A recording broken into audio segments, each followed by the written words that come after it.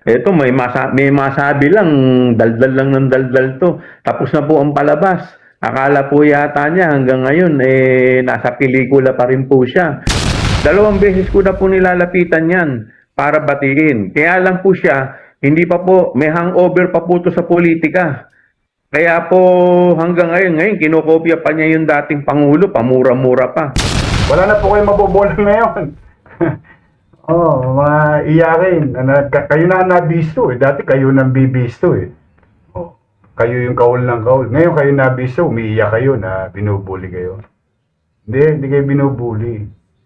Oh, ayaw nyo lang mabisto. O tapos ngayon, pag nabisto, tuturo mo DPWH. Kawawang DPWH. Eto may masabi lang, daldal lang ng daldal 'to. Tapos na po ang palabas. Akala po yata niya hanggang ngayon, nasa pelikula pa rin po siya. Alam po ninyo, unang-una dapat malaman po muna ninyo kung ano po itong proyekto na tinatayo po dito. Ito po ay isang community center. Ang laman po nito, dito po, meron po tayong dialysis center, meron po tayong espasyo para sa mga senior citizen, at meron po tayong nilagay dito na halfway house. Ngayon, ano po itong halfway house? Kung iikutin po ninyo itong Rizal Avenue, marami po dito na mga homeless na natutulog sa kahabaan ng Rizal Avenue. Kaya naisip po natin, maglagay po tayo ng halfway house para sa gabi, dito po sila pupunta, dito po sila matutulog, meron po itong paliguan, may toilet po ito, at meron po itong lugar para po pwede silang makakain. Ngayon, bukod po dito, meron pa rin po itong recreational center at naglagay din po tayo dito ng police station na lahat po naman ay inayos natin. Kaya ito po sa totoo lang, ang makikinabang po dito yung mga kadistrito ko. Pero ang nangyayari po ngayon, ang dinedeprive po niya yung distrito ko ng mga programa na makabuluhan. So bakit po ganun? Bakit masyado siyang selective? Unang-una, wala kasi yata sigurong mailagay sa vlog content niya eh. 'Di ba? Gustong magpabida-bida, pero more than that, yung pagiging hindi namin magkakampi nung nakaraang eleksyon. Kung ako ba kakampi niya, tingin mo ba mangyayari yan? Parang nung dati, ito po, nung 2020, nung ito po ay sinimulan, nung panahon po ni Congressman Yul Serbo, nung ito pong same venue kung saan magpapatayo rin ng multipurpose, bakit hindi niya pinigil yun? Mayor siya. Dahil po at that time, magkakampi po sila. Alam po ninyo, ito pong proyektong to, nagsimula po to noong 2020 pa. No, nung hindi pa po ako ang congressman noon, at that time ang congressman po dito ay ang dating Vice Mayor Yul Serbo, kung saan meron din pong proyekto na itutuloy diyan. Kaya lang ito po ay foundation lamang, hindi po na ituloy dahil kakulangan po ng pondo. At that time mayor po siya at pinayagan po niya.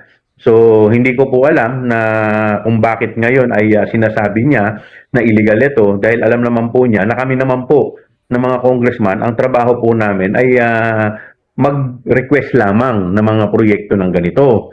At kung meron man pong mga kinakailangan na i-comply, ito po dapat, ang tinatahulan niya ay ang DPWH at hindi po kami. Dahil wala na po sa kamay namin yung unang-una, hindi ko nga po kilala kung sino ang kontraktor niyan.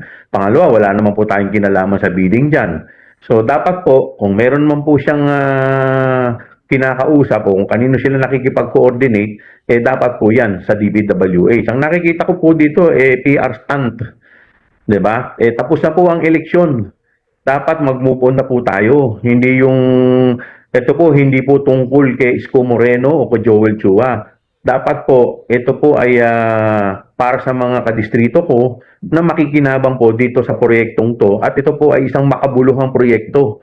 Dahil hindi naman po ito ghost project, ito po ay totoong proyekto na pakikinabangan po ng mga kadistrito ko. Ang tanong ko po sa kanya, bakit hindi po yung DPWH ang kanyang sitahin sa sinasabi po niya mga requirement? Ang trabaho namin po bilang congressman ay mag-propose lamang. Kami po ay kung mapagbibigyan, salamat. Kung hindi po kami mapagbibigyan, wala po tayo magagawa. Pasikat lamang ito eh. 'Di ba? Naghahanap lang ng content sa kanyang vlog. Hindi pa tapos sa kanyang eleksyon. Hanggang ngayon may hangover pa to sa eleksyon, hindi mo maintindihan. Alam po ninyo, this is not about Isko Moreno or Joel Chua. This is about the City of Manila and the people of City of Manila. Dapat po kami, ang local government at ang national government ay nagtutulungan para nag-iisip po ng mga makabuluhang proyekto. Wala po siyang ginawa kung hindi gibain ng gibain yung mga ginagawa po namin.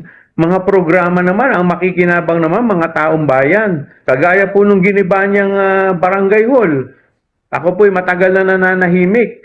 Pero alam po ninyo, umikot po kayo sa Maynila. 90% ng barangay hall nasa kalye. Ngayon, kung sinasabi po niya na ito po ay illegal, di dapat lahat po yan, gibain niya. Hindi yung pinipili lang niya yung sa akin at saka kay Congressman Valeriano. Pumunta po kayo sa Abad Santos, meron po diyang police station na nasa kalye rin. Di dapat gibain din po niya yun kung talagang seryoso siya. Kaso nangyayari sa kanya, selective. Pati po yung mga konsyal ko, pati yung mga barangay chairman ko, ginigipit po niya. Masyado po siyang bullying mayor. Ito, kung hindi ito politika, bakit pinipili lang niya yung gigibain niya at piniperwisyo niya? Bakit puro mga kalaban lang niya ang ginigiba niya? Kami po, nanalo po kami. Pag ikaw po ay nanalo, ako po kasi naniniwala na ako po ay representante, hindi lang ng mga bumoto sa akin. Representante po ako ng lahat ng mga tao sa 3rd District ng lungsod ng Maynila. Kaya dapat po lahat yung pinagsisilbihan ko. Hindi po yun namimili lamang ako. Kahit po mga kalabang ko sa politika, mga hindi po sa akin tumulong, pagka lumapit po sa akin, lahat po yan tinutulungan natin. At lahat po yan, binibigyan din natin ng atensyon. Kaya ako po, sa totoo lang, tapos na yung politika sa akin eh. Kaya kung mapapansin po ninyo, 2 buwan, lahat ng atake niya sa akin, hindi po ako nagsasalita. Nung nagsona po, ako pa po mismo ang lumapit sa kanya para batiin ko po siya. 2 beses ko na po nilalapitan yan para batiin. Kaya lang po siya, hindi pa po, may hangover pa po ito sa politika. Kaya po hanggang ngayon, kinokopya pa niya yung dating Pangulo, pamura-mura pa. So, hindi ko nga po maintindihan dito kay Mayor Isko Moreno kung bakit congressman ang congressman. Wala nang sinabi, gusto lang magpasikat, gusto magkaroon ng laman ng content yung kanyang vlog, wala nang ginawa kung hindi magkuko-congressman. Samantala, may pamura-mura pa, ginagaya pa yung dating Pangulo. Di ba? Samantalang tapos na ang eleksyon, tapos na po ang palabas. Dapat kami po ay nag-iisip ng mga programa na makakatulong sa aming mga kadistrito at sa lungsod ng Maynila. Ito po isang makabuluhang programa at ang makikinabang po nito ay ang aming distrito at ang lungsod. So dinideprive po niya ang aming distrito ng isang proyekto na mapapakinabangan ng mamamayan.